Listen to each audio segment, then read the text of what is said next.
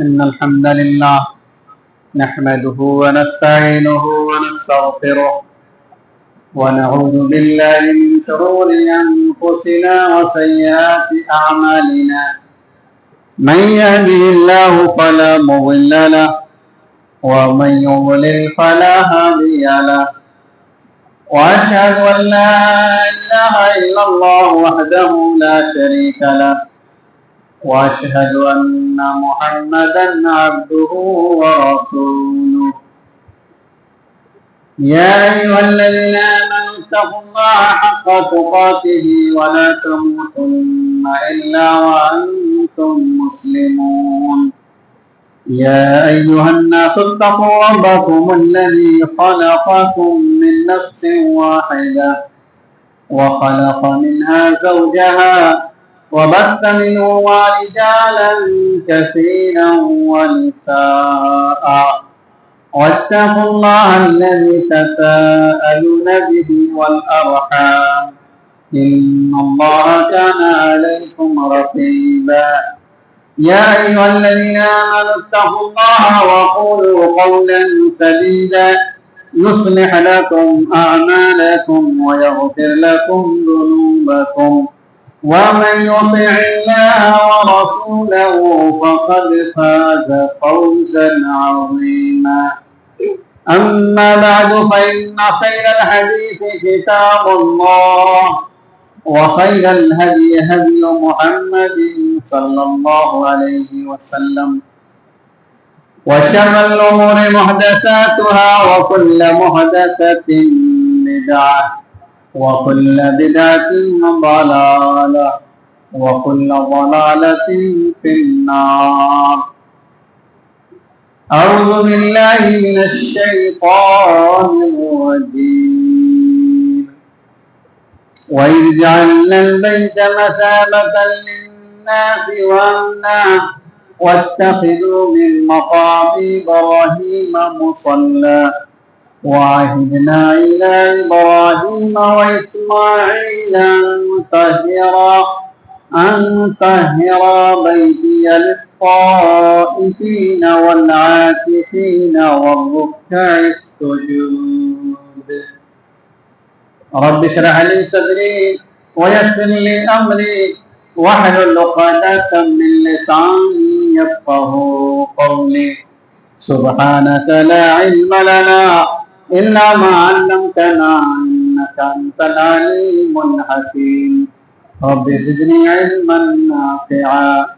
اللهم انفعني بما علمتني وعلمني ما ينفعني وارزقني علما ينفعني. اللهم زدنا ولا تنقصنا واكرمنا ولا تهنا وآتنا ولا تحرمنا وآثرنا ولا تؤثر علينا واغفرنا وارض عنا. حاضرین جمعہ، میرے دینی اور اسلامی بھائیوں، بزرگوں، نوجوان دوستوں اور ساتھیوں، پردہ نشین عزت ماں، میری اسلامی ماں اور بہنوں، ہر قسم کی تعریف و توصیف، بزرگی و بڑائی، جلال و کبریائی، حمد و ثنا اس اللہ رب العالمین اللہ حکم الحاکمین کے لیے ہے جس نے ہم سب کو پیدا فرمایا. بے شمار رحمتیں اور صلاتیں ہوں اللہ کے ان تمام نیک بندوں پر جنہیں اللہ رب العالمین نے ہمیں سیدھا راستہ دکھانے کے لیے بھیجا. خاص طور سے بے شبہ درود و سلام ہو صاحب کمال پیکر حسن و جمال آمنہ کے لال نبی آخر الزماں سرور کائنات احمد مجتبیٰ محمد مصطفیٰ صلی اللہ علیہ وسلم پر اور آپ کی آل و اولاد پر. میرے دینی اور اسلامی بھائیوں، رمضان کا مبارک مہینہ چل رہا ہے. اللہ رب العالمین اس ماہ مبارک میں ہم جو عمل کر رہے ہیں ان تمام اعمال کو شرف قبولیت بخشے. اللہ ہمارے روزے کو قبول فرمائے، ہماری نمازوں کو قبول فرمائے، ہماری دعا و مناجات کو قبول فرمائے، ہمارے صدقات و خیرات کو قبول فرمائے. یہ مبارک مہینہ اور محنت و جفا کشی کا مہینہ ہے. نبی اکرم صلی اللہ علیہ وسلم اس مہینے کے اندر بہت محنت کیا کرتے تھے۔ یہ مہینہ مومنوں کے لیے محنت کا مہینہ ہے۔ صحیح مسلم کی روایت ہے، حضرت عائشہ رضی اللہ تعالی عنہ کہتی ہے کان رسول اللہ صلی اللہ علیہ وسلم یجتہد فی رمضان ما لا یجتہد فی غیرہ ویجتہد فی العشر الاواخر منہ ما لا یجتہد فی غیرہ۔ نبی صلی اللہ علیہ وسلم رمضان میں اتنی زیادہ محنت کرتے تھے، اتنی محنت اور کسی مہینے میں نہیں کرتے، اور رمضان میں جب آخری عشرہ آتا تو آخری عشرے میں آپ جتنی محنت کرتے تھے آپ اور رمضان کے دنوں میں اتنی محنت نہیں کرتے تھے۔ میرے بھائیو، آخری عشرہ شروع ہو رہا ہے، رمضان کا آخری عشرہ شروع ہو رہا ہے۔ یہ بہت اہم عشرہ ہے، بہت اہم عشرہ ہے، اور بہت فضیلت ہے اس کی، اور بہت ثواب ہے اس آخری عشرے کے اندر۔ اسی لیے جناب محمد رسول اللہ صلی اللہ علیہ وسلم آخری عشرے میں بہت زیادہ محنت کیا کرتے تھے۔ اور محنت کا ایک طریقہ یہ ہوتا ہے کہ آدمی ساری دنیا سے الگ ہو کر کے، اپنی تجارت اور بزنس سے الگ ہو کر، اپنے گھر بار کو چھوڑ کر کے اللہ کے گھر کو لازم پکڑ لے، اللہ کے گھر کو آ جائے، اللہ کے گھر میں عبادت کے لیے، اللہ کے گھر میں اطاعت و بندگی کے لیے، اللہ کے گھر میں دعا و مناجات کے لیے، اللہ کے گھر میں اللہ کو راضی کرنے کے لیے اللہ کے گھر کو ہی لازم پکڑ لے۔ یہیں پہ اٹھنا بیٹھنا، اپنا سونا جاگنا سب کچھ بنا لے۔ یہ آخری عشرے میں محنت کا سب سے بہترین طریقہ ہے۔ یہی وجہ ہے کہ جناب محمد رسول اللہ صلی اللہ علیہ وسلم اس آخری عشرے میں اعتکاف کا اہتمام کیا کرتے تھے، اعتکاف کیا کرتے تھے۔ اور اللہ تبارک و تعالیٰ نے اپنے نبیوں کو بھی حکم دیا ہے کہ اللہ کے گھر کو پاک اور صاف رکھیں تاکہ لوگ اللہ کے گھر میں اعتکاف کریں۔ اللہ کے گھر کا ایک عظیم مقصد یہ ہے کہ آدمی اس گھر میں آئے، ساری دنیا سے الگ ہو کر کے ایک اللہ کے لیے، اللہ کو راضی کرنے کے لیے، اللہ کے اطاعت و بندگی کے لیے، اللہ کی قربت حاصل کرنے کے لیے، اللہ کی نزدیکی حاصل کرنے کے لیے، اللہ کی جنت کو حاصل کرنے کے لیے، اپنی آخرت کی سعادت اور کامیابی کے لیے اللہ کے گھر کو لازم پکڑ لے۔ ابراہیم علیہ السلام کو، اسماعیل علیہ السلام کو اللہ نے حکم دیا کہ وہ باپ بیٹے نے اللہ کو اس عظیم گھر کو بنایا، اس عظیم گھر کی تعمیر کیا۔ اللہ نے ابراہیم علیہ السلام اور اسماعیل علیہ السلام سے یہ وعدہ لیا، وَعَهِدْنَا إِلَىٰ إِبْرَاهِيمَ وَإِسْمَاعِيلَ أَن طَهِّرَ بَيْتِيَ لِلطَّائِفِينَ وَالْعَاكِفِينَ وَالرُّكَّعِ السُّجُودِ۔ ابراہیم علیہ السلام نے اللہ سے دعا کیا، اے اللہ اس جنگل میں ہم نے تیرا گھر بنا دیا ہے، اس گھر کو آباد کون کرے گا؟ اللہ نے کہا اعلان کرو، دنیا کے گوشے گوشے سے اس گھر کے پاس لوگ آئیں گے۔ اللہ نے اس کو آنے کی جگہ بنا دیا۔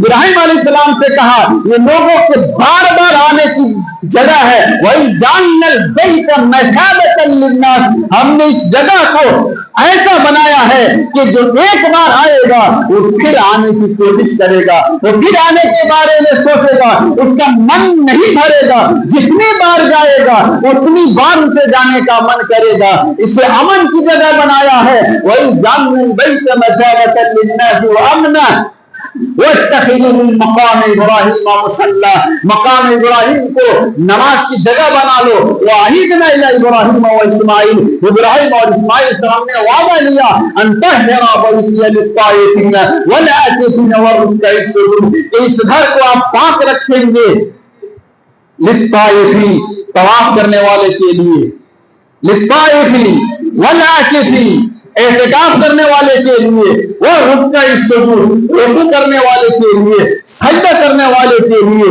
اللہ کے گھر کا ایک عظیم مقصد یہ ہوتا ہے کہ آدمی اس گھر میں اعتکاف کرے۔ مشرکین تو اپنے بتوں کے سامنے بیٹھ کر کے اعتکاف کرتے تھے، مجاوری کرتے تھے، ان کو پکڑے ہوئے رہتے تھے، جیسے کہ آج کل کے قبر پرست لوگ قبروں کے پاس بیٹھ کر کے قبروں کے پاس اعتکاف کرتے ہیں، قبروں کی مجاوری کرتے ہیں۔ یہ حرام اور شرک ہے، یہ حرام اور شرک ہے۔ اللہ نے اعتکاف کا حکم دیا، قبروں کو چھوڑیے، اللہ کے گھر کو آئیے، اللہ کے گھر میں اعتکاف کیجیے۔ جناب محمد رسول اللہ صلی اللہ علیہ وسلم اس آخری عشرے میں اعتکاف کرتے تھے، کیوں؟ میرے بھائیوں، حضرت عائشہ رضی اللہ تعالیٰ عنہ نے بیان کیا ہے، نبی صلی اللہ علیہ وسلم نے ہمیشہ اعتکاف کیا ہے، یہ نفلی عبادت ہے۔ اللہ کے نبی جناب محمد رسول اللہ صلی اللہ علیہ وسلم نے ہمیشہ اعتکاف کیا۔ صحیح روایت ہے، صحیح مسلم، عن عائشہ رضی اللہ تعالیٰ عنہ، کان النبی صلی اللہ علیہ وسلم یعتکف العشر الاواخر من رمضان حتی توفاہ اللہ ثم اعتکف ازواجہ من بعدہ۔ صحیح بخاری کے اندر بھی یہ روایت موجود ہے۔ حضرت عائشہ صدیقہ رضی اللہ تعالیٰ عنہ کہتی ہیں، جناب محمد رسول اللہ صلی اللہ علیہ وسلم جب تک اس دنیا میں زندہ رہے تب تک آپ آخری عشرے میں اعتکاف کرتے تھے، اللہ کے گھر کو لازم پکڑ لیا کرتے تھے۔ ثم اعتکف ازواجہ من بعدہ، پھر آپ کے بعد آپ کی بیویوں نے بھی اعتکاف کو جاری رکھا، اعتکاف کیا۔ اللہ کے نبی نے بھی اعتکاف کیا، صحابہ کرام نے بھی اعتکاف کیا، اللہ کے نبی کی بیویوں نے بھی اعتکاف کیا، لیکن ان سب کا اعتکاف مسجد میں ہوتا تھا۔ گھروں میں اعتکاف کا کوئی ثبوت نہیں ہے۔ اگر کوئی اور گھر کے اندر اعتکاف کرتی ہے تو اس کا اعتکاف صحیح نہیں ہوگا۔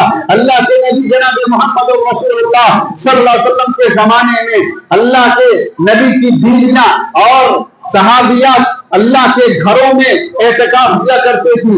اگر گھر میں مسجد میں اعتکاف کیا کرتی تھی، اگر اعتکاف کرنے کے لیے مسجد صحیح ہو، امن ہو، اس کے اندر انتظام ہو، وہاں پہ عزت کا خطرہ نہیں ہو، پوری سہولت موجود ہو، تو عورت مسجد کے اندر اعتکاف کر سکتی ہے، یہ اس کے لیے جائز ہے۔ لیکن اگر سہولت نہیں ہے، اگر وہاں پہ انتظام نہیں ہے، تو پھر اعتکاف کرنے کی عورت کے لیے ضرورت نہیں ہے۔ مرد مسجد میں اعتکاف کرے، عورت کو اعتکاف کرنا ہو تو صرف مسجد میں ہی اعتکاف کر سکتی ہے، گھروں میں اعتکاف کا کوئی ثبوت نہیں ہے۔ اللہ حضرت عائشہ کہتی ہیں کہ اللہ کے نبی جناب محمد رسول اللہ صلی اللہ علیہ وسلم بھی اعتکاف کرتے تھے، اور صحابیات نبی صلی اللہ علیہ وسلم کی بیویاں بھی اعتکاف کرتی تھی، آخری عشرے میں اعتکاف کا خاص طور سے اہتمام کرتے تھے۔ کیوں؟ حضرت عائشہ ابو سعید خدری رضی اللہ تعالیٰ عنہ کی روایت مسلم شریف کے اندر حضرت ابو سعید خدری رضی اللہ تعالیٰ عنہ نے بیان کیا کہ خود جناب محمد رسول اللہ صلی اللہ علیہ وسلم نے اس بات کو واضح کیا ہے کہ آپ آخری عشرے میں اعتکاف کیوں کرتے تھے، کیوں اللہ کے گھر کو لازم پکڑ لیا کرتے تھے۔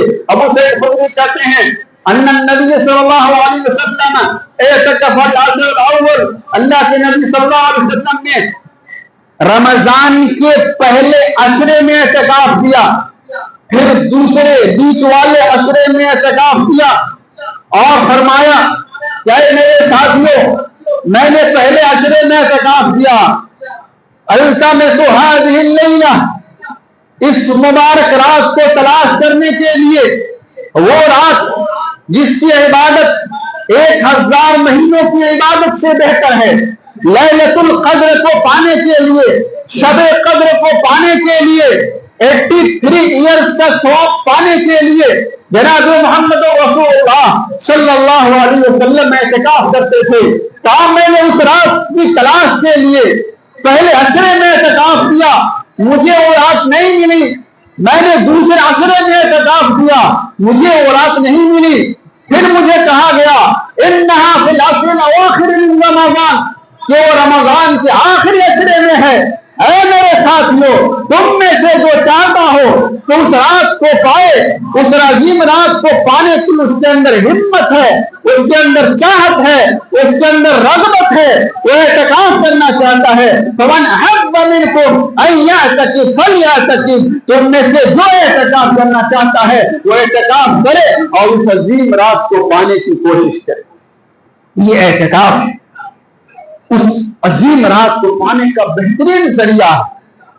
آپ ایسے تاک راتوں میں تلاش کرتے ہیں، ہم سب تلاش کرتے ہیں، وہ رات مل سکتی ہے، وہ رات مل سکتی ہے، لیکن کبھی کبھی یہ بھی ہو سکتا ہے کوئی ایسی مجبوری آ جائے جس رات وہ تاک رات ہو، جس رات وہ شب قدر ہو، جس رات وہ لیلۃ القدر ہو، وہ رات آپ بیمار پڑ جائیں یا آپ کو کوئی ضرورت پیش آ جائے، آپ اس رات کو قیام نہ کر سکیں، آپ اس رات کو جگ نہ سکیں، تو وہ رات تو سال میں ایک بار آتی ہے، چلی جائے گی۔ لیکن جب آپ اعتکاف میں بیٹھے رہیں گے، اللہ کے گھر میں رہیں گے، تو یاد رکھیے میرے بھائیو، وہ رات آپ سے دور جانے والی نہیں ہے، اس لیے کہ آپ کا یہاں پہ بیٹھنا بھی عبادت ہے، اللہ کے گھر میں آپ کا رہنا بھی عبادت ہے۔ یہاں پہ اگر چپ چاپ خاموشی کے ساتھ بیٹھے رہیں گے تب بھی اللہ تبارک و تعالیٰ آپ کو ثواب دیتا رہے گا۔ اس لیے اس آخری عشرے میں اعتکاف کا اہتمام کیجیے میرے بھائیو۔ جب اعتکاف کریں اس کے بہت سارے احکام ہیں، اس کے بہت سارے اعمال ہیں جو جناب محمد رسول اللہ صلی اللہ علیہ وسلم نے بتائے ہیں اور صحابہ کرام سے وہ ثابت ہے۔ میرے بھائیو، ہم میں سے بہت سارے لوگ اعتکاف کرتے ہیں، کچھ لوگ اعتکاف اس لیے کرتے ہیں کہ ہم اعتکاف میں بیٹھے رہیں گے تو گھر بار کی پریشانی سے محفوظ رہیں گے، اور اس لیے وہ اعتکاف میں آ کر کے بیٹھ جاتے ہیں کہ نہ گھر میں رہیں گے اور نہ طرح طرح کی باتیں سننی پڑے گی، نہ دوسروں طرح طرح کی فرمائش سننی پڑے گی، نہ ادھر ادھر کی باتیں سننی پڑیں گی۔ یہ مقصد اعتکاف کا نہیں ہے۔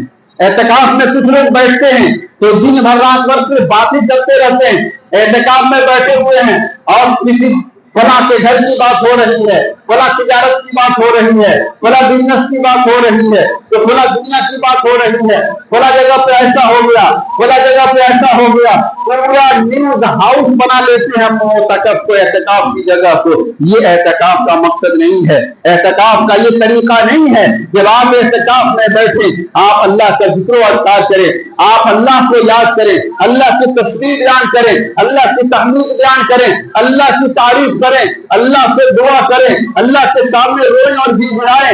اگر آپ کو قرآن پڑھنے آتا ہے تو آپ قرآن پڑھیں، آپ قرآن پڑھیں گے اللہ سکون نازل کرے گا، اللہ آپ کی زندگی میں سکون دے گا۔ جب آدمی قرآن پڑھتا ہے آسمان سے سکون نازل ہوتا ہے، جب آدمی قرآن پڑھتا ہے اللہ تبارک و تعالیٰ اسے بلندی عطا فرماتا ہے۔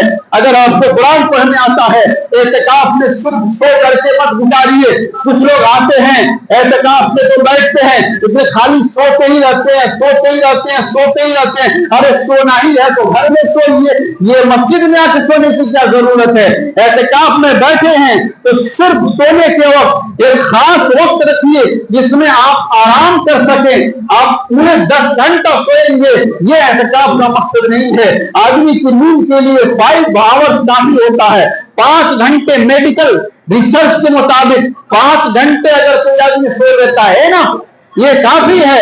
آپ 5 گھنٹے صرف سوئیے، 19 گھنٹے اللہ کی عبادت میں لگائیے، تلاوت کیجیے، آپ قرآن کی تلاوت کریں گے اللہ آپ کے درجات کو بلند کرے گا۔ صحیح مسلم کی صحیح روایت ہے، حضرت عمر بن خطاب رضی اللہ تعالیٰ عنہ کہتے ہیں سمعت رسول اللہ صلی اللہ علیہ وسلم یقول ان اللہ یرفع بهذا الكتاب اقواما ويضع به آخرین۔ اللہ تعالیٰ اس قرآن کے ذریعے سے ایک قوم کو بلندی عطا فرماتا ہے، ایک قوم کو حفاظت عطا فرماتا ہے، اور ایک کو اللہ ذلت اور پستی کے اندر ڈال دیتا ہے، ایک کو اللہ تعالیٰ گرا دیتا ہے، ایک کو اللہ تعالیٰ ذلیل اور خوار کر دیتا ہے۔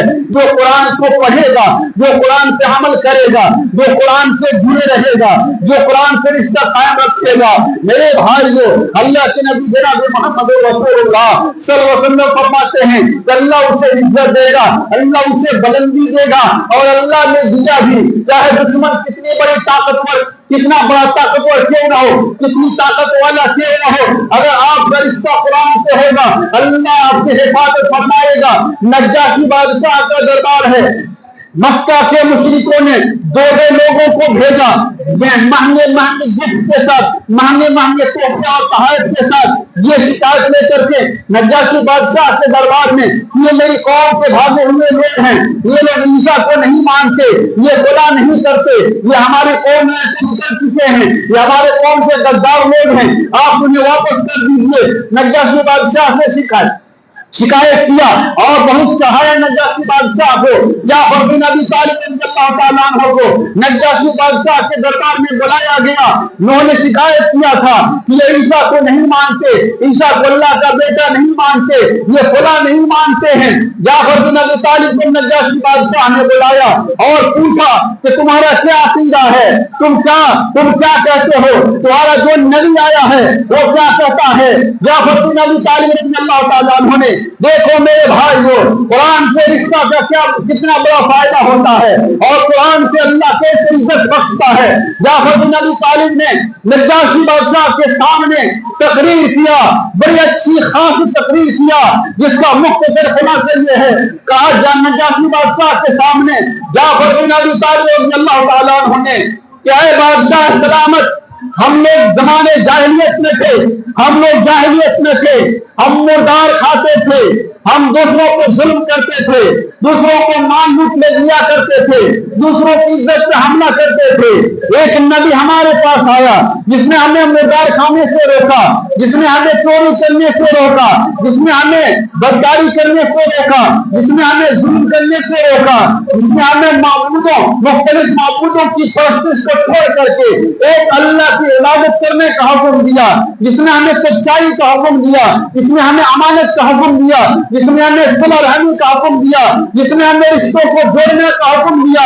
फिर सूरह मरियम की आयत तिलावत की, सूरह मरियम की आयत पढ़ना शुरू किया, जिसमें अल्लाह ने पूरा हज़रत ईसा अलैहिस्सलाम की पैदाइश का जिक्र किया है। इधर जाफर बिन अबी तालिब रज़ियल्लाहु तआला अन्हु सूरह मरियम पढ़ रहे हैं, अल्लाह ने फरिश्ते को भेजा है, अल्लाह ने फरिश्ते को भेजा, फरिश्ते ने उनके जेब में फूंक मारा। कैसे ईसा अलैहिस्सलाम पैदा हुए, कैसे उनकी कौम ने बर्ताव किया, ये पूरी आयतें पढ़ रहे हैं। नजाशी बादशाह सुन रहा है, नजाशी बादशाह की आंखों से आंसू जारी हैं। बादशाह के दरबार में जितने लोग बैठे हुए हैं सबों की आंखों से आंसू बहने लगे। वो इज़ा समिअू मा उनज़िला इलैका मिन रब्बिका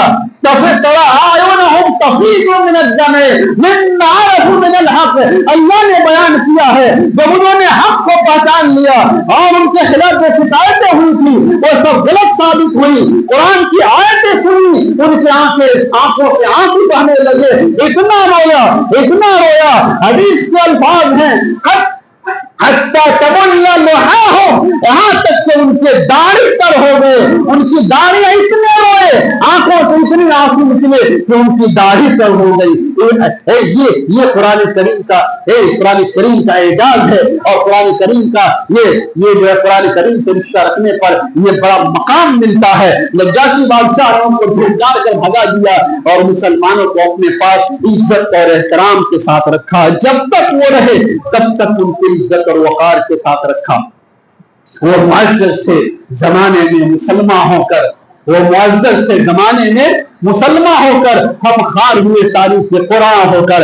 हमारे घरों में कुरान तो है, हम कुरान तो रखते हैं, जुल्दानों में सजा करके रखते हैं, रेशमी गिलाफों में छुपा करके रखते हैं, ज्यादा से ज्यादा अपनी बेटी को जहेज में दे देते हैं, ज्यादा से ज्यादा किसी को भूत पकड़ लिया तो पढ़ लेते हैं, किसी को बच्चा पैदा होने वाला हो तो पढ़ लेते हैं, किसी की मौत हो जाए तो पढ़ लेते हैं। मेरे भाई, ये कुरान इस मकसद के लिए नहीं आया है। कुरान हिदायत है, हमेशा पढ़ने की किताब है। कुरान से अपना रिश्ता जोड़िए, इससे खास तौर से आखिरी अशरे में एहतिकाफ कीजिए और ज्यादा से ज्यादा कुरान पढ़िए, ज्यादा से ज्यादा कुरान की तिलावत कीजिए। मेरे भाइयों, एहतिकाफ में आप बैठे, नफली इबादतों का इंतजाम करें। आप बार बार नफली नमाजें पढ़े, दो रकात करके दिन और रात में जितनी रकातें पढ़ना चाहे, सलातुल लैल वन नहार मसना मसना, दिन और रात की नमाज दो करके आप जितनी चाहे पढ़ सकते हैं। नफिल नमाज आप खूब पढ़िए, अल्लाह इसका बहुत बेहतरीन और बड़ा बदला देगा। इससे बड़ा बदला और क्या होगा? अल्लाह आपके लिए स्पेशल महल اسپیشل محل تعمیر کرے گا، اللہ اپنے اسپیشل محل میں جگہ دے گا۔ صحیح روایت ہے، حدیث پڑھ دیتا ہوں، صحیح روایت ہے مسند احمد بن حنبل کی، عن ابی مالک الاشعری رضی اللہ تعالی عنہ قال قال رسول اللہ صلی اللہ علیہ وسلم ان فی الجنة غرفا یرى ظاہرها من باطنها وباطنها من ظاہرها اعد اللہ لمن اطعم الطعام واعلن الكلام وتابع الصيام وصلى بالليل والناس نيام۔ مسند احمد بن حنبل کی صحیح روایت ہے، ابو مالک اشعری رضی اللہ تعالی عنہ کہتے ہیں جناب محمد رسول اللہ صلی اللہ علیہ وسلم نے ارشاد فرمایا ان فی الجنة غرفا، جنت میں کچھ محل ہیں، یرا ظاہرها من باطنها، جس کا باہر کا حصہ اندر سے، اندر کا حصہ باہر سے نظر آئے گا، اتنا بہترین اور اتنا چمکدار ہوگا۔ بلکہ صحیح بخاری کی روایت میں تو یہاں تک آیا ہے کہ اللہ تبارک و تعالی اپنے مومن بندے کو موتی کے ایک خیمہ کے اندر جگہ دے گا، ایک موتی کا ایک خیمہ، اور ایک موتی 60 میل لمبا، 60 میل لمبا ایک موتی کا محل اللہ تبارک و تعالیٰ اس ایک محل میں اپنے مومن بندوں کو جگہ دے گا۔ اللہ کے نبی فرماتے ہیں کس کے لیے ہے یہ خصوصی محل، یہ بالا خانے، یہ کس کے لیے ہیں؟ اللہ کے رسول فرماتے ہیں اعد اللہ لمن اطعم الطعام، ان محلوں کو اللہ نے ان کے لیے بنایا ہے جو لوگوں کو کھانا کھلاتے ہیں، جو نرم گفتگو کرتے ہیں، جو خوب روزے رکھا کرتے ہیں، اور جب لوگ سوئے ہوئے ہوں تو اٹھ کر کے نمازیں پڑھتے ہیں، جب لوگ اپنے بستروں پہ کھراٹے لے رہے ہوں تو یہ وہ بستروں سے الگ ہو کر کے اللہ کی عبادت کرتے ہیں۔ یہ اعتکاف بستر سے الگ ہٹ کر کے، بستر سے الگ ہو کر کے اللہ کی عبادت کرنے کا بہترین ذریعہ ہے۔ اس لیے اعتکاف کیجیے، اور اعتکاف میں نفلی عبادت کیجیے۔ جتنی زیادہ آپ نفلی عبادت کریں گے، جتنی زیادہ آپ نفلی نمازیں پڑھیں گے، اتنا زیادہ اللہ تبارک و تعالیٰ آپ کا درجہ بلند فرمائے گا۔ صحیح مسلم کی صحیح روایت ہے، صحیح مسلم کی روایت عن جابر بن عبد الله العامري قال لقيت ثوبان مولى رسول الله صلى الله عليه وسلم فقلت اخبرني بعمل يدخلني الله الجنه او قال بحب الاعمال الى الله الى اخر الحديث۔ حضرت معدان بن ابی طلحہ العامری کہتے ہیں کہ میں نے ثوبان، لقیت ثوبان، میں حضرت ثوبان جو رسول اللہ صلی اللہ علیہ وسلم کے غلام ہیں، میں ان سے ملا جو آپ صلی اللہ علیہ وسلم کی خدمت کیا کرتے تھے۔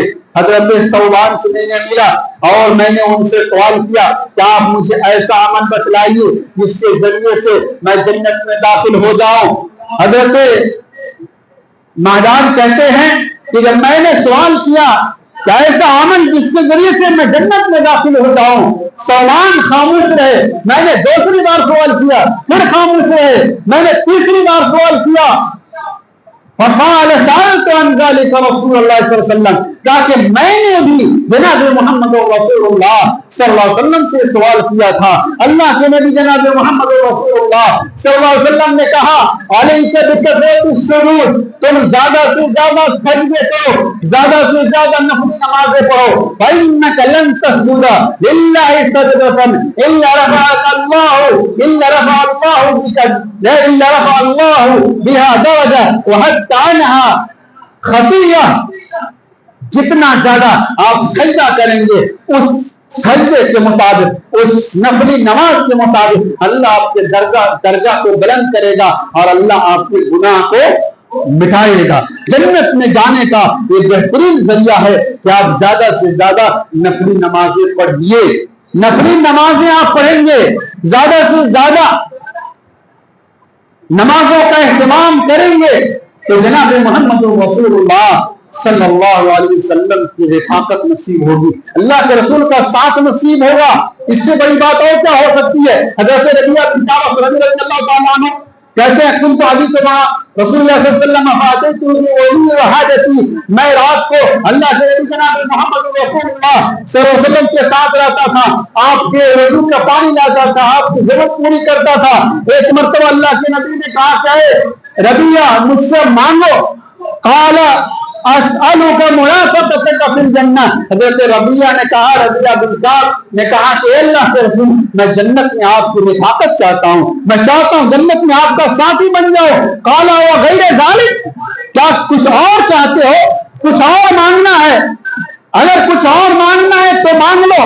कहा कि नहीं, मुझे जन्नत में आपकी रिफ़ाक़त चाहिए, जन्नत में मैं आपका आपके साथ रहना चाहता हूँ। अल्लाह के नबी जनाब मोहम्मद रसूलुल्लाह सल्लल्लाहु अलैहि वसल्लम ने कहा, फ़अइन्नी अला नफ्सिका बिकसरति सुजूद, तुम कसरत सजदा के जरिए, ज्यादा से ज्यादा नफल नमाजों के जरिए से मेरी मदद करो।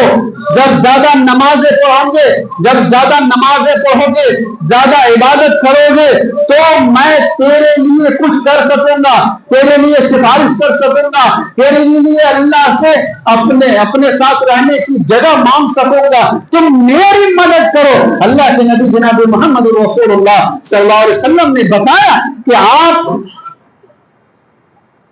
नमाजें पढ़ेंगे, सजदे अल्लाह के सामने ज्यादा से ज्यादा करेंगे, तो ये अल्लाह के नबी जनाब मोहम्मद रसूलुल्लाह सल्लल्लाहु अलैहि वसल्लम के साथ जन्नत में जगह का जरिया बनेगा। मेरे भाइयों, आपने एतिकाफ करें, एतिकाफ में रोएं, एतिकाफ में गिड़गिड़ाएं, नमाजें पढ़े तो रोएं, कुरान पढ़े तो रोएं, दुआएं करे तो रोएं। हमारी आंखों से आंसू फट हो गए, हमारा दिल इतना सख्त हो गया है कि हमारी आंखों से आंसू नहीं निकलते हैं। मेरे भाइयों, आंखों से आंसू निकालिए। जिस आंख से अल्लाह के डर से आंसू निकलता है, रब्बे काबा की कसम, उस आंख को अल्लाह आजाद नहीं दे सकता है।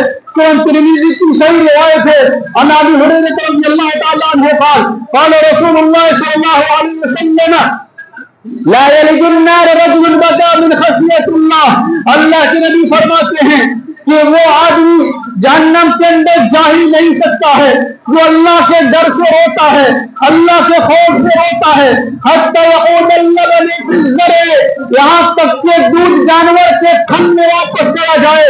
जिस तरह से जानवर के थन से दूध निकालने के बाद उस दूध का वापस जाना नामुमकिन है, उसी तरह से अल्लाह के डर से रोने वाला, अल्लाह के खौफ से रोने वाला, अल्लाह के सामने गिड़गिड़ाने वाला, अल्लाह के अज़ाब को सुन करके आंसू बहाने वाला जहन्नम के अंदर नहीं जा सकता है। कुर्बान जाओ मेरे भाइयों, हम मुसलमान हैं, हम मोमिन हैं। कितने उलमा हैं जिनकी आंखों से आंसू नहीं बहते हैं, कुरान पढ़ते हैं, उनका दिल नहीं कांपता है, उनकी आंखों से आंसू नहीं बहते हैं, वो बयान करते हैं, वो तकरीरें करते हैं, उनकी आंखों से आंसू नहीं निकलते हैं, वो नमाज़ें पढ़ाते हैं, उनका दिल इतना सख्त है कि आंखों से आंसू नहीं बहते हैं। वो इमाम कायनात है, वो हमारे नबी हैं, कुरान पढ़ते हैं, आंखों से आंसू बहते हैं, नमाज पढ़ते हैं, अल्लाह के सामने आंसू बहाते हैं। अब्दुल्लाह बिन शकीर ने बयान किया, सुनन नसई की सही रिवायत है, क़ाल अतैतु नबी सल्लल्लाहु अलैहि वसल्लम वहुव युसल्ली, मैं आया इमाम कायनात को रात में नमाज पढ़ते हुए देखा। आप नमाज पढ़ रहे हैं, आप रो रहे हैं, इतना रो रहे हैं, ऐसे रो रहे हैं, कहा वो ले जाऊं भी आजीजुन काज़िल मरजल, आपके पेट से रोने की वजह से ऐसी आवाज आ रही थी जैसे लग रहा था कि हांडी को चूल्हे पे चढ़ाया गया है, पानी गर्म किया जा रहा है, गर्म पानी के खोलने से जैसी आवाज आती है वैसे ही आपके पेट से आवाज आ रही है। इमाम कायनात रोते, नमाज पढ़ते, रोते, अब किसके लिए रोते? अपने उम्मत के लिए रोते, अपनी कौम के लिए रोते, हमारे लिए रोते, अल्लाह से रो रो कर गिड़गिड़ा करके दुआ करते, अल्लाह मेरी उम्मत को बचा ले। आपने कितनी बार वो हदीस सुनी है, अल्लाह के नबी रो रहे हैं, अल्लाह को तरस आता है, जिब्रील अमीन को भेजते हैं, जाओ देखो मेरा हबीब क्यों रो रहा है, क्यों रो रहा है। अल्लाह के नबी के पास जिब्रील आते हैं, बतलाते हैं मुझे मेरी उम्मत की مانگتے ہیں اللہم امتی امتی، اے اللہ میری امت کو بچا لے، میری امت کو بچا لے۔ میرے نبی اپنے لیے نہیں اپنے امت کے لیے روتے تھے۔ بدر کے میدان میں بھی کس کے لیے رویا تھا؟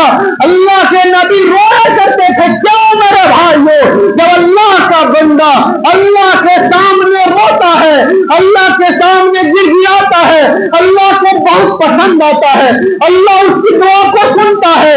بدر کے میدان میں اسی رمضان کے مہینے میں آپ نے سنا ہوگا 313 کی تعداد اور ہزاروں کی تعداد کے امام کائنات نے دیکھا۔ بدر کی تپتی ہوئی ریت پر اپنے سر کو رکھا، اللہ سے دعا کیا اللہم انزلنی ما وعدتنی، اللہم آتی ما وعدتنی، اللہم ان تولد هذه اصابت من اہل الاسلام لا تعبدوا الا تو نے جو مجھ سے وعدہ کیا ہے اس کو پورا فرما۔ اللہ جو تو نے مجھے وعدہ کیا ہے وہ عطا فرما۔ اللہ اگر یہ مٹھی بھر جماعت، یہ غریب مسلمان، یہ کمزور مسلمان، یہ بیماریوں کے ستائے ہوئے، یہ بخار کے ستائے ہوئے، یہ رمضان کے مہینے میں اللہ تیرے کلمہ کی بلندی کے لیے، تیری توحید اور تیری توحید کو بلند کرنے کے لیے، تیری تعلیم اور تیرے حکم کو عام کرنے کے لیے تو اللہ تیرے اوپر ایمان لائے ہیں۔ اللہ اگر یہ مٹھی بھر جماعت آج تو نے ہلاک اور برباد کر دی تو کل قیامت تک اس روئے زمین پر تیرا نام لینے والا نہیں ہوگا۔ امام کائنات اتنا روئے کہ بدر کی پتھریلی زمین تر ہو گئی۔ ابو بکر کو ترس آ گیا، آپ کے کندھے سے، صحیح مسلم کی روایت ہے، آپ کے کندھے سے آپ کی چادر مبارک گر گئی۔ ابو بکر صدیق آئے، پیچھے سے آپ کے چادر آپ کندھے پہ رکھا، آپ کے بدن سے چمٹ گئے۔ التزم ابو بکر رضی اللہ تعالیٰ عنہ وقال کفاک مناشدتک ربک، اے اللہ کے نبی اب بس کیجئے، آپ کی دعا آپ کا رب ضرور سنے گا۔ انہ سیجد لک ما وعدک، اللہ نے جو آپ کو وعدہ کیا ہے اس کو ضرور پورا کرے گا۔ اب بس کیجئے، اب بہت ہو گیا۔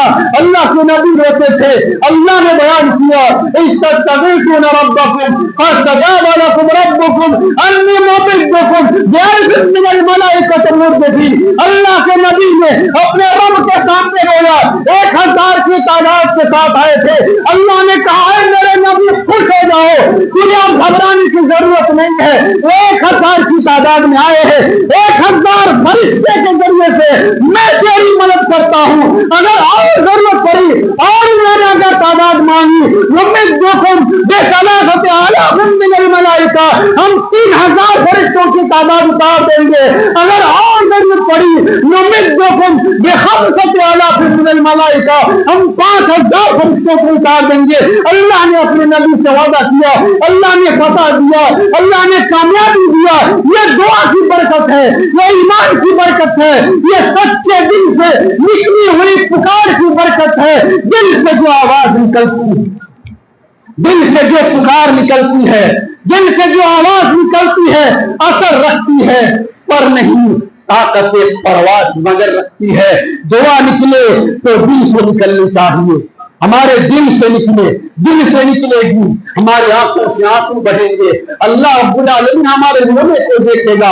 میرے بھائیوں، جب تک بچہ نہیں ہوتا ہے ماں اپنے بچے کو دودھ نہیں پلاتی ہے، اور ہم راحمین ہے، اللہ کے لیے کوئی مثال نہیں، وہ ساری کائنات کا رب ہے، وہ سب سے اعلیٰ ہے، وہ سب سے برتر ہے، وہ سارے حاکموں کا حاکم ہے۔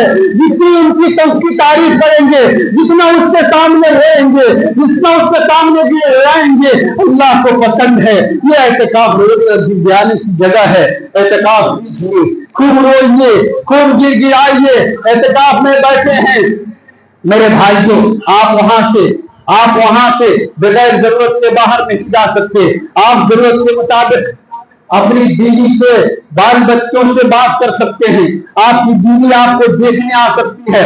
جیسے صفیہ رضی اللہ تعالیٰ عنہ جناب محمد رسول اللہ صلی اللہ علیہ وسلم جب اعتکاف میں تھے تو دیکھنے گئی تھی، اللہ کے نبی صلی اللہ علیہ وسلم ان کو چھوڑنے باہر تک گئے تھے، ان کا گھر بہت دور تھا، چھوڑنے بھی گئے تھے۔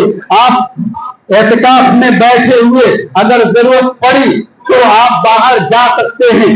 اللہ کے نبی صلی اللہ علیہ وسلم گئے تھے اور دو آدمیوں کو دیکھا تھا، صحیح روایت ہے بخاری شریف کی، اور ان کو سمجھایا تھا کہ وہ صدقہ وغیرہ ہیں۔ لیکن میرے بھائیو، اگر اعتکاف میں بیٹھے ہیں تو سنت یہ ہے کہ آپ اعتکاف میں رہنے کے بعد آپ کسی بیمار کو دیکھنے نہیں جا سکتے ہیں۔ حضرت عائشہ رضی اللہ عنہا کی صحیح روایت ہے، سنن ابو داؤد کی، السنۃ والمعتکف الا يعود مريضا ولا يشهد جنازة ولا يباشر امرأة۔ کوئی جب آدمی اعتکاف میں ہو تو اس کا سنت طریقہ یہ ہے، اس کے اوپر یہ لازم ہے کہ وہ کسی بیمار کی عیادت نہ کرے، جنازے میں شرکت نہ کرے، بیوی سے مباشرت نہ کرے۔ بیوی سے صرف بات چیت کر سکتا ہے، بیوی سے تعلقات، بیوی سے ریلیشن قائم نہیں کر سکتا ہے۔ ولا يخرج منه الا لحاجته، اور بغیر ضرورت کے وہ اعتکاف کی جگہ سے نہیں نکل سکتا ہے۔ میرے بھائیوں، اعتکاف کرنے والے کے لیے ضروری ہے جب 20 رمضان ہو تو مغرب کے وقت وہ مسجد میں آ جائے اور ایک رات وہ مسجد کے اندر گزارے، اور جیسے ہی فجر کی نماز ہو، فجر کی نماز پڑھے، فجر کی نماز کے بعد وہ اپنے اعتکاف کی جگہ میں، اس کی خاص جو اعتکاف کی جگہ ہے، معتکف ہے، اس معتکف میں چلا جائے۔ اگر کوئی آدمی روزہ نہیں رکھا ہے وہ بھی اعتکاف بیٹھ سکتا ہے۔ کوئی آدمی یہ نہ سوچے کہ ہم تو بوڑھے ہو گئے، روزہ نہیں رکھ سکتے ہیں تو ہم اعتکاف نہیں کریں، نہیں۔ اللہ کے نبی جناب محمد رسول اللہ صلی اللہ علیہ وسلم نے شوال کے لیے اعتکاف کیا ہے، بغیر روزے کے لیے اعتکاف کیا ہے۔ جو آدمی روزہ نہیں رکھ سکتا ہے بغیر روزہ رکھے ہوئے جو اعتکاف کر سکتا ہے۔ جو آدمی اعتکاف کرنا چاہتا ہے، اگر 10 دن کا اعتکاف کرنا چاہے، یہ سب سے افضل ہے، سب سے بہتر ہے کہ آپ اپنے دنوں میں سے 10 دن اللہ کے لیے نکالیے اور اعتکاف کیجیے۔ اگر 20 دن کر سکتے ہیں تو 20 دن کیجیے۔ اللہ کے نبی جناب محمد رسول اللہ صلی اللہ علیہ وسلم صحیح بخاری کی روایت ہے، ہر سال کار نبی صلی اللہ علیہ وسلم کل رمضان 10 ایام، ہر رمضان میں آپ 10 دن اعتکاف کرتے تھے۔ فلما كان العام الذي قبض منه، جس طرح جناب محمد رسول اللہ صلی اللہ علیہ وسلم اس دنیا سے رخصت ہوئے، اس سال آپ نے 20 دن کا اعتکاف کیا تھا۔ افضل یہ ہے کہ 10 دنوں کا اعتکاف کرے۔ 10 دنوں کا اعتکاف سے فائدہ یہ ہوگا کہ اللہ کے نبی پورے 10 دن جگتے تھے، 10 دن جاگنے کا موقع مل جائے گا، 10 دن لیلۃ القدر کو کھوجنے کا موقع مل جائے گا۔ تو 10 دنوں کا اعتکاف کیجیے، اور اگر نہیں تو آپ جتنا وقت نکال سکتے ہیں، 1 دن، 2 دن، 4 دن، 1 گھنٹہ، 2 گھنٹہ، 10 گھنٹہ، 1 رات، جتنا بھی اگر آپ نکال سکتے ہیں اللہ کے لیے، اللہ کے گھر کو لازم پکڑیے، اتنا وقت آپ اعتکاف کر سکتے ہیں۔ اعتکاف کا مطلب ہوتا ہے اللہ کے گھر کو لازم پکڑنا، چاہے آپ 1 گھنٹے کے لیے لازم پکڑے، چاہے آپ 10 گھنٹے کے لیے لازم پکڑے، آپ کر سکتے ہیں۔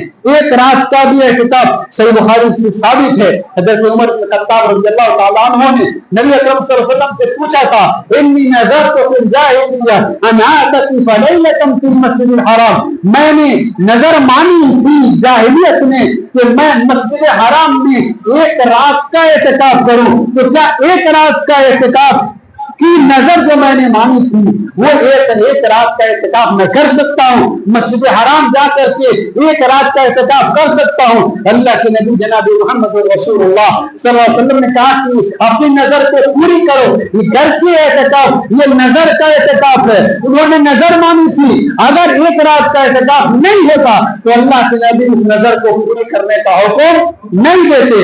اگر وہ صحیح نہیں ہوتا اس لیے کہ اللہ کی معصیت میں، اللہ کی نافرمانی میں نظر کو پوری کرنا جائز نہیں ہے۔ اگر گناہ کا کام ہے، اگر جائز نہیں ہے تو اس نظر کو پورا نہیں کر سکتے ہیں، یہ جائز ہے۔ اس کا مطلب یہ ہے کہ 1 رات کا اعتکاف کر سکتے ہیں۔ اسی لیے اللہ کے نبی جناب محمد رسول اللہ صلی اللہ علیہ وسلم نے حضرت عمر سے 1 رات کا اعتکاف کی نظر پوری کرنے کی اجازت دیا ہے۔ اگر 1 رات بھی آپ اعتکاف کرنا چاہیں تو کر سکتے ہیں۔ 2-4 گھنٹہ بھی اگر آپ نکال کر کے صرف اللہ کی عبادت کے لیے مسجد کے کنارے میں خلوت نشینی اختیار کر کے آپ بیٹھنا چاہیں، عبادت کرنا چاہیں، دعا اور مناجات کرنا چاہیں، رب کو راضی کرنا چاہیں، کوئی حرج نہیں ہے۔ آپ جتنا کر سکتے ہیں اتنا کیجیے، لیکن یاد رکھیے سب سے افضل، سب سے بہتر یہ ہے کہ آپ 10 دنوں کا اعتکاف کیجیے۔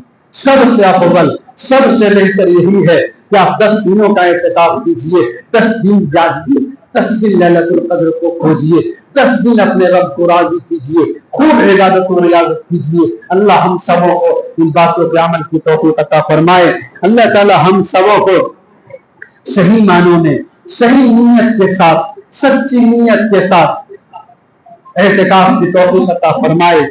اللہ ہم جو عبادت کریں، اے اللہ ہماری عبادتوں کو قبول فرما، اللہ ہمارے روزے کو قبول فرما۔